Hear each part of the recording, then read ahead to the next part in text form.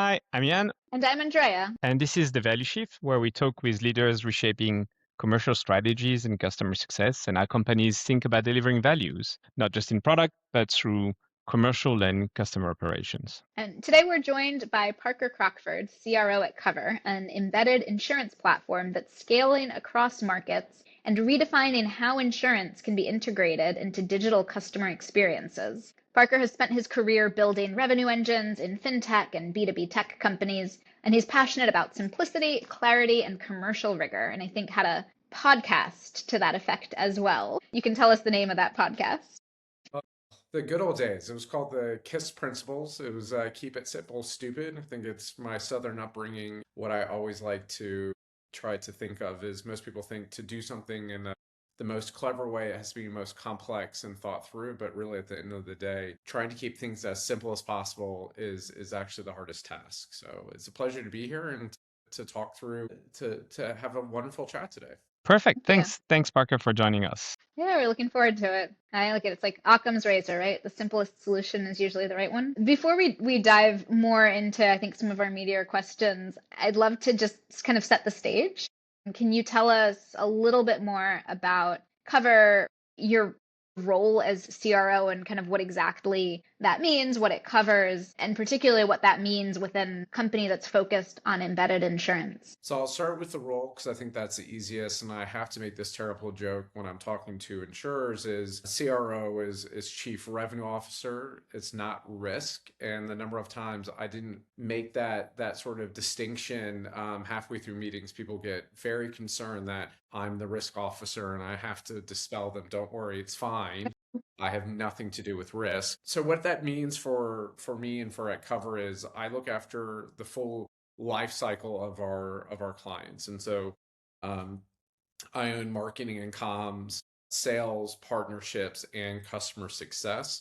And then what sits below that is I have a RevOps org that's there to sort of empower the customers or in the sales and the customer success to be able to sort of engage. What Qover is, we are an embedded insurance orchestration platform. We are bridging the gap in the value chain within the insurance marketplace in Europe. So we focus on the UK, in Europe, and our goal is to be able to allow our partners to offer insurance at a point of transaction that makes it seamless, easy, creates what we're trying to establish is this private social net. If you look at insurance across the market, it's something that you always regret you don't have, or if you have, you feel like you've overpaid and you've been cheated. And we're trying to move it really into the space of that sort of frictionless moment that everyone's covered with a product that fits and matters, and it's there when something bad happens to someone. And so we're really trying to take insurance on that same sort of trajectory that we've seen with payments and identity and investment, where you take sort of the complexity out of it and you just add it into a transaction so that everyone is covered. So that's what we're doing at Qover. So we work with clients across motor, Finserv, and deep in within the ecosystem with brokers and insurers across the market in Europe. Super interesting, Parker. And just maybe on the type of customers you work with, because I know we have a very interesting discussion, but it's always slight difference between small, medium-sized, very large enterprise. So just curious on that typology so that it can inform the discussion after. It's a good question. We've made a transition from what I call sort of winning our peer set in the market. So tech first companies that move at scale, that have more of an international first approach and then go local later. And so that for very much first tech first companies. When we talk about enterprise, what I talk about is your more traditional brands in the market that have far more structure, have more of a group and local infrastructure sit behind them, where the local companies have their own P&Ls and there's a group that's trying to consolidate, move things around. And so for us, it sits in those two. That's how we sort of separate out the segments that we're dealing with. And you mentioned, Parker, that you oversee like a fairly large team from sales to customer success to RevOps. I think interestingly, in all the discussion we had, like, there is still no like unique way to organize sales and post-sales together. I would say from being overseen by a CRO, sometimes being split with the chief customer officer. Then there is sometimes a split between customer success and account management. I'm just curious around how you think about that structure at Qover, right? And how you think about, from sales to post sales, like how does that fit in the overall picture for revenue? So I mean, it's a really good question, and it's always a constant debate of what you go do and where you go. I think where we're at, and my team gives me a hard time, but I think we've had four, five, six reorgs since I've been in the company. As we grow, as the profile of the client changes, as sort of the scale of the clients change, we've sort of grown and changed that sort of setup over time. But one of the pieces where we are right now, especially as we've moved into what I would say tier one enterprise, we're an infrastructure play within the market, looking at very big insurance programs with heavy complexity. And at the moment, we're starting to win. We've won those large contracts, but it's been very much a land and expand model. And so especially, and I believe in sort of the B2B, in that B2B space, like trying to keep that full view from the sale to the through implementation into sort of that you have to make sure that that whole piece is successful so that you can capitalize on that first success and being able to then dive and run into being able to expand into these accounts. And so we really look at it as a true sort of team effort of those activities as we scale into it, and then try to then divide that more, let's say the mature points, let's say after you go into year two or leading into the first major renewals, we look to divide the behavior, but really in the short term, because we want to have an active owner of the account, that we really try to put a structure and label who's in charge of what, and with the goal of we make the first one successful to be able to then move into much larger sort of parts of the businesses. You mentioned multiple reorgs, and you sort Yeah. of very quickly glossed over that, right? But I imagine that going through those reorgs was obviously, to do a reorg is a lot of work. It means that there's things that aren't working, that there's things that you want to work better. What are there a few learnings that you want to highlight from that? Or if you knew what you know now, what would you have done differently to perhaps get it right from the start for you? Don't know if you can get it right from the start, right? I really think that the structure we have today would not have worked 2 years ago, right? Because we were very specialized more into a more vertical insurance first play. I'll get into sort of the inside baseball of sort of insurance, but there was a need for us at that point in time to have a really deep knowledge, deep versus sort of wide knowledge of an industry sort of focus piece. And so having sales teams sort of in partnership, the partnership we came around later, but having sales teams focused deep into those verticals really showed that we knew what we were talking about. You could trust us. It was that sort of framework. But as we've, and I would say evolved, but more importantly, really streamlined and been able to consolidate our ICP, our problem statement, and our value prop, we don't need to be as verticalized as we had to previously to make those wins. And so we've transitioned out of we had a motor vertical, we had a FinServ vertical, because we have Tesla as a client, have a bunch of different automakers, and then we had a bunch of fintechs, and those two don't really care about each other.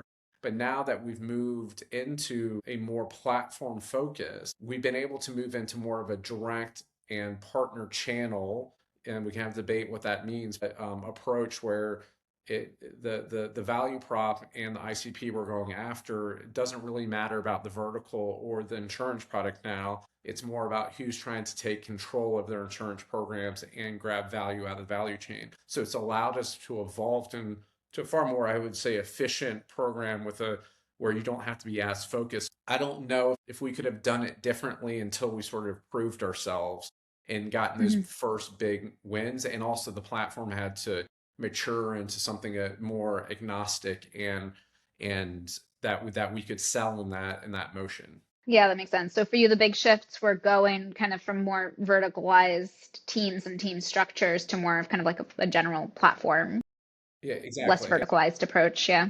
And we're now dividing it more on geography, because to another point where originally we had these, you look at a fintech company, they have one headquarters that controls everything in their tech stack, And as we go into these larger enterprises, they have a group, but every country, every region has their own P&L, their own decision structure framework. And so we're shifting more into a localized language, culture sort of framework on how to support and address the local, the more local entities in these large enterprise companies. That makes sense. And I think that critically too, the meta point I'm taking away as well is, and I've felt this as well in building and scaling teams, there's no one right answer to team structure, right? And it really depends on where you are, how big the company is, who you're dealing with, where the product maturity is.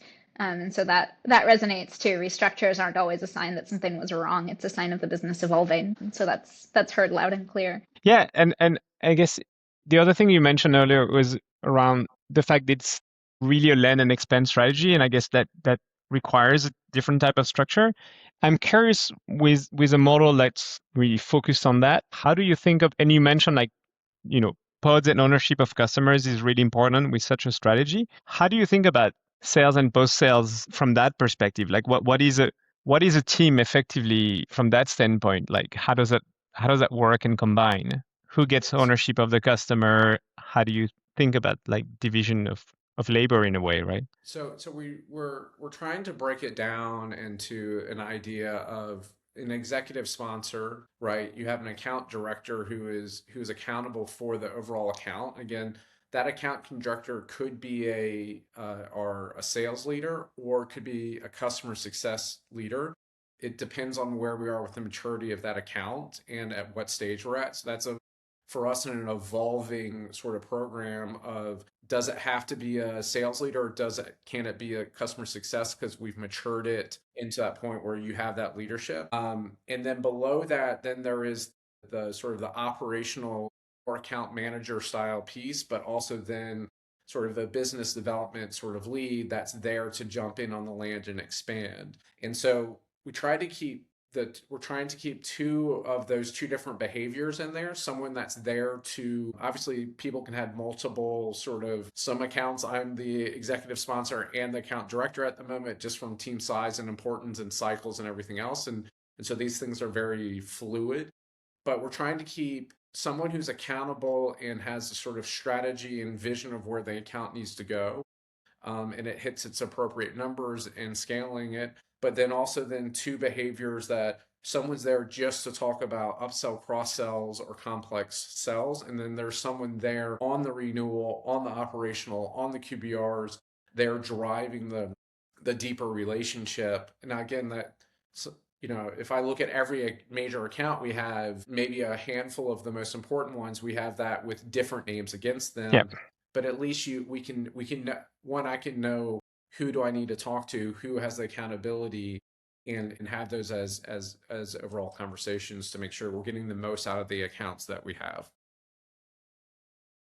How do you set goals, plans, comp structures? We all know that a lot of team alignment comes from having those aligned KPIs, aligned incentive plans. How do you think about that, particularly for these more complex teams? I mean, it's a tough one, because there's sort of two behaviors we're trying to drive. One is renewals and expansion, and one is net new. The way we sort of describe it is, there is we do our best to keep the bottom of the bucket, where we focus on making sure nothing's falling out, so our baseline stays the same and it grows. And we work in insurance, so there's an organic sort of growth that happens if you keep the accounts around for a variety of reasons. And so that's a clear KPI for us. Then the next one, is core on sort of just on realized revenue. So there's a really big sort of focus on realized revenue, which is one of our trigger points in that comp structure.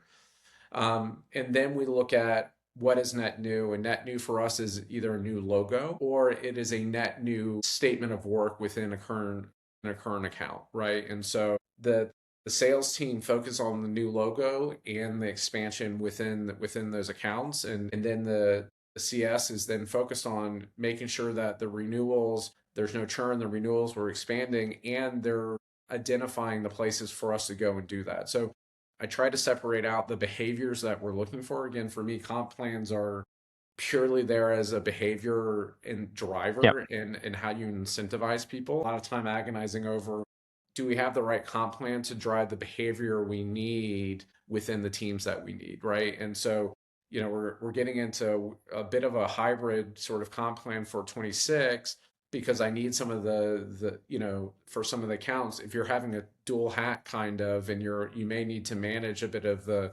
CS, but that's not where your core sort of competence is. I need to incentivize you to pull back and sit in those accounts a bit. And there is we've seen different version around CS being also a driver for expansion. Like in your case, you distinguish the two behavior, and that's how important it is.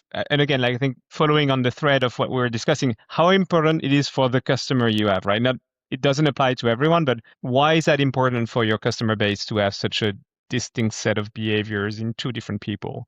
So one, I don't, for every account, I don't know if it needs to be so distinctive. Again, I think you're talking to me in a stage where we have just gone and won a huge tranche of enterprise accounts where we're landing and expanding into, right? So Yeah. right. So I think you're seeing us in this interesting phase where if I look at some of our, I'll call them legacy accounts or some of our more stable accounts, I'm able to incentivize and have just sort of, a CS leader is the account director. They're the ones driving all the major activity. They're the ones owning sort of the operational and everything else. But then if I look at sort of, it's kind of a bit of an, maybe not 80-20, but it's a 70-30 sort of mix right now where we're in these deep cycles of implementing and doing the land and expands and driving it. And so it's an interesting sort of phase for us to be in. If you speak to me this time next year, I think everything's going to transition into that the sales are going to be much more out doing net new. It's just in the cycle that we're in right now, and we're kind of having some people playing a couple different hats at the moment. But in an ideal world, if I had all the budget and all the Yeah. resources, I would try to divide that out a bit more, a bit clearer. Let me maybe ask the question differently. Do you think it's possible to find someone that can do both, or do you think behaviorally that's really, or again, to find people at scale, like to find enough of them to make it work versus it's just very hard to recruit people that can do both and can jump from one end to the other. And I it's, think we've tried to do it. I don't think it's impossible to recruit those people. I also think it's the scale we're getting into, and it's sort of the behavior. There's the idea of relationship building and hunting and killing what you eat. yeah, I do think those are two different pieces. I think we are very fortunate, and I have a very incredible team that has the ability to sort of change hats and can do that. And I feel very fortunate. But as I see us scale out, and because we're some days have sort of a heavy operational program, that's just a very that's a at Qover we do the colors. You have the red, the green, the yellow, the red, the blue. And that is really starting to we need a lot more people who are closer to the, let's say, the green blue than sort of the yellow red of an all and out salesperson, right? Who's just there for the let's say the excitement of the hunt versus yeah. I'm going to be farming this account and being there for for a long period of time with them. For your expansion, where is a lot of the expansion coming from, right? Because I think of landing in an account. I managed a lot of enterprise accounts where the expansion came from closing whole new lines of business within a large corporation. And then I've been in others where it's more of upselling the same team, adding more users, adding more features. And I feel like that also, the type of expansion motion makes a big difference in the types of team members you need in there and how you're running it. What does So that look like for you? is very much the first one for us, right? It's a new department, it's a new division, it's a new line of business, it's a new country somewhere. And so that it's also one of the interesting pieces we have. It's also just we have incredibly long engagement and enterprise cycles as well, of so it's less of, let's say, getting, because we do it off of like contracts sold, and a lot of the growth in what we're doing is based off of like the success and the continuous growth of our client. So it's less about adding more seats. It's about adding other insurance products or other lines of business. Or a perfect example is one of our accounts will add a new membership tier to their banking piece. We need to go in and try to earn that. But most of the time that is either going into a new line of, maybe it's SMB business, maybe it's something new and there's a different leadership structure and they've been told to use us, but you still have to go and you still have to execute and win the deal. It's basically a new sale. I mean, you have the MSA in place, but it's basically I always found that too. Each new line of business is Yeah, exactly. I mean, it's a warm lead, but it's a brand new sales process, and you kind of need sales working that while you have some other team going and taking care of the one or two or three lines of business that are already closed and need to see value really quickly. Like it's multiple work streams, I think, that have to happen. but then if I then look at the executive and the account mapping, they all look at us as the Right. same group, right? Like that's an interesting thing. Like, yeah, Mm. that other line of business has to close, but the HQ may not have the decision, or the group level may not have the decision power, but they want simplicity. They want one throat to choke, yada yada yada. But Yeah.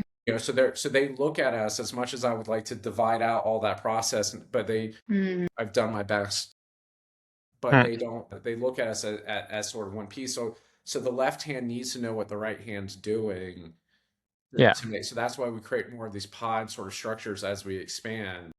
Yeah. Because the executive sponsor has to quote unquote manage up, right? That's his main role. It's like, Exactly. Exactly. I spend a and lot of time now in dinners and coffees, and it's a and but then I need to know what all these separate things are happening, because they have the same view, I need to know the same Hmm. view, and it becomes a very interesting dance, let's put it that way. I guess that's a good segue to, I think, one of the other topic we wanted to address, which is the tooling in a way, right? Because if we look at the last 4-5 years, like there's been a huge push on new tooling for sales team, and and obviously you oversee RevOps, and but I'm curious around how you see tooling in that perspective, because you both have to have the sales team tooling, but also in those complex relationships, as you say, like you have to be aware of what everyone does, which is not a big problem. I'm curious how you think about tooling from that perspective, um, because yeah, it's like it's a lot to manage. It's a lot of different problems to solve, and your RevOps team has a lot to do effectively, right? So, Yeah. I mean, look, the RevOps team has a lot to do, and also, and this is where I think that also then the rest of how we engage with the business team supporting us also engage, because there will be different things because we have customer care, we have mm, claims, we have insurance processes and legal insurance, and then there's this whole then there's finance, and then there's a whole grouping of things that have to be interacted with.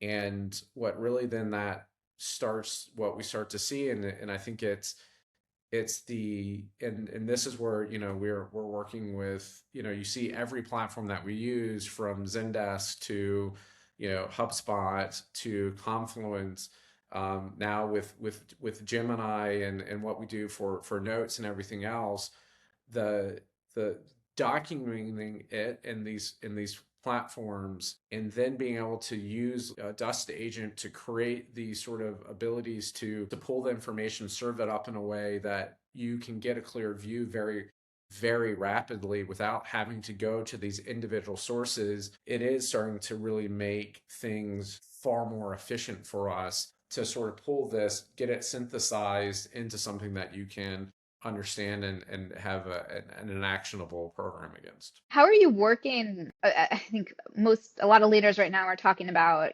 driving tooling adoption and AI adoption across teams. How do you think about that? What's your approach to kind of either enabling the team, bringing the team along, driving innovation within the team? So one, we're very fortunate, and the CEO content of Qover has been from sort of the jump, has had a very big cultural drumbeat in the company to push and drive and go do this. I think the idea of being able to take away, and this is the piece that I really sort of drive at my team, is the best thing we can do is build and understand our clients, and build relationships and be very commercially minded. And what AI is doing for us at that level is it is taking away a lot of the time consuming tasks that allow us to do things that drive more value.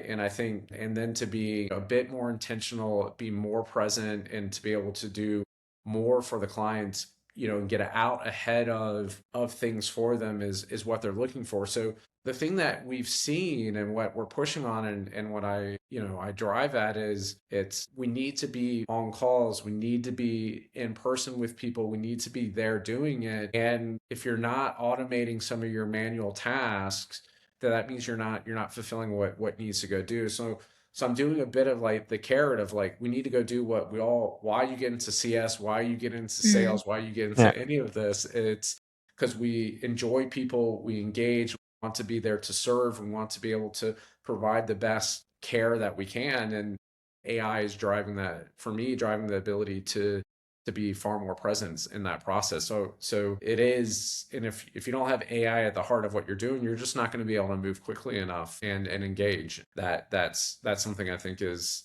more of the bigger threat at the moment. But I think that's really interesting. Like it's like, how do you measure AI effectiveness is by time with customer? It's like Yeah. actually, it's like, do you spend more time with customers? Yes, no. In a way, I like find a way to spend more time with customers, and Yeah. we'll equip you, we'll give you the tooling and everything. But like the end goal measurement is time with customers as the output. Yeah, and we see they respond to that incredibly well because you know again, and you come off we do very, very complex, heavy integration stuff. It's not easy.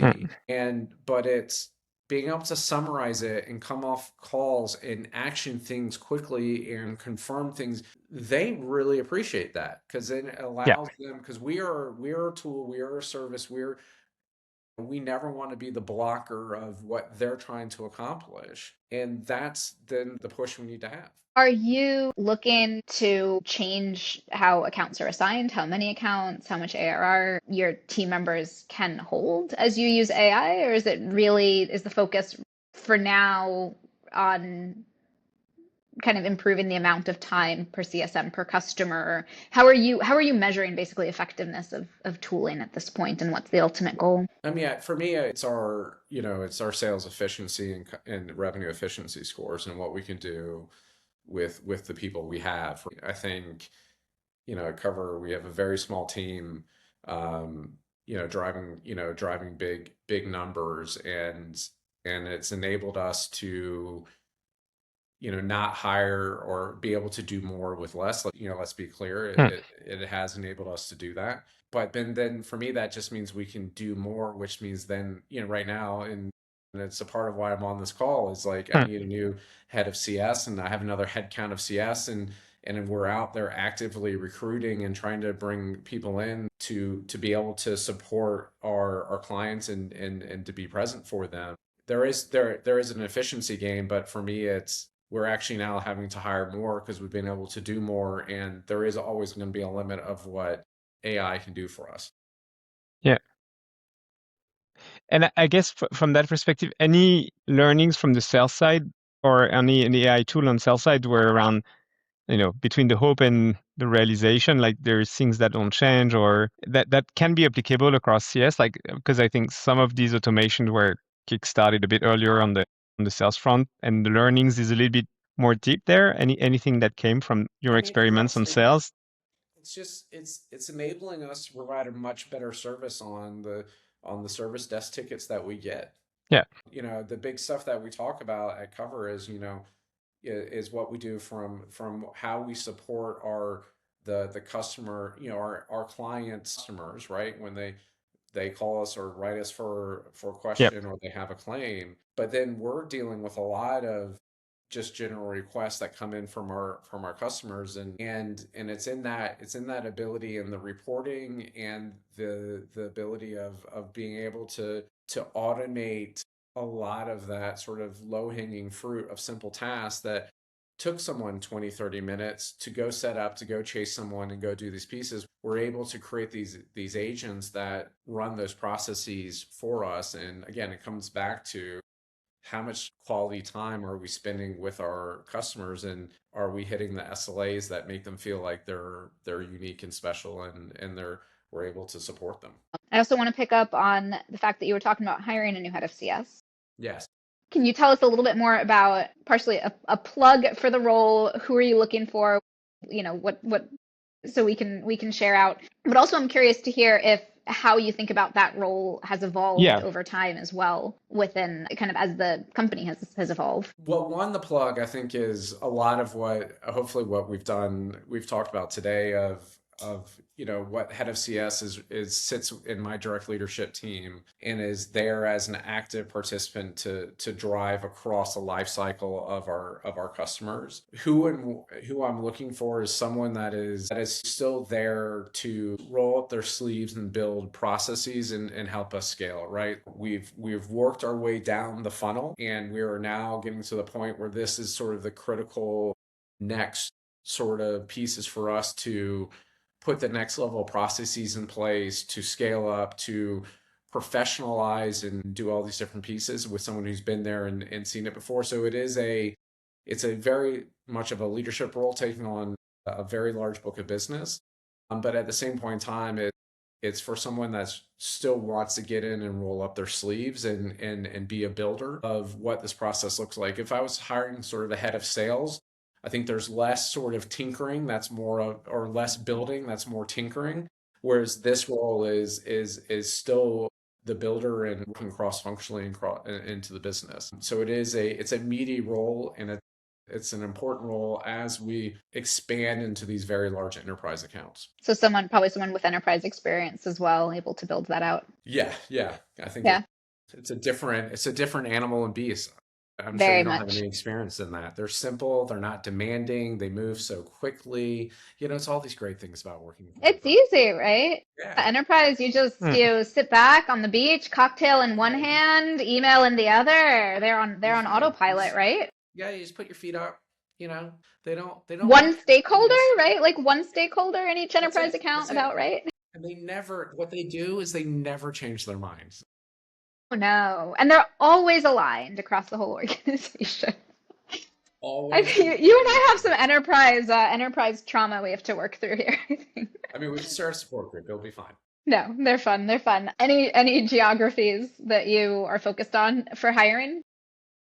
Look, we're headquartered out of Brussels. My team is a bit more remote first. We have people in Barcelona. I have people in Paris and in London. Brussels is obviously, but we're looking for the best talent, and a lot of our clients are spread between London, Amsterdam, and Paris, and so those would be sort of key hubs for us. Great.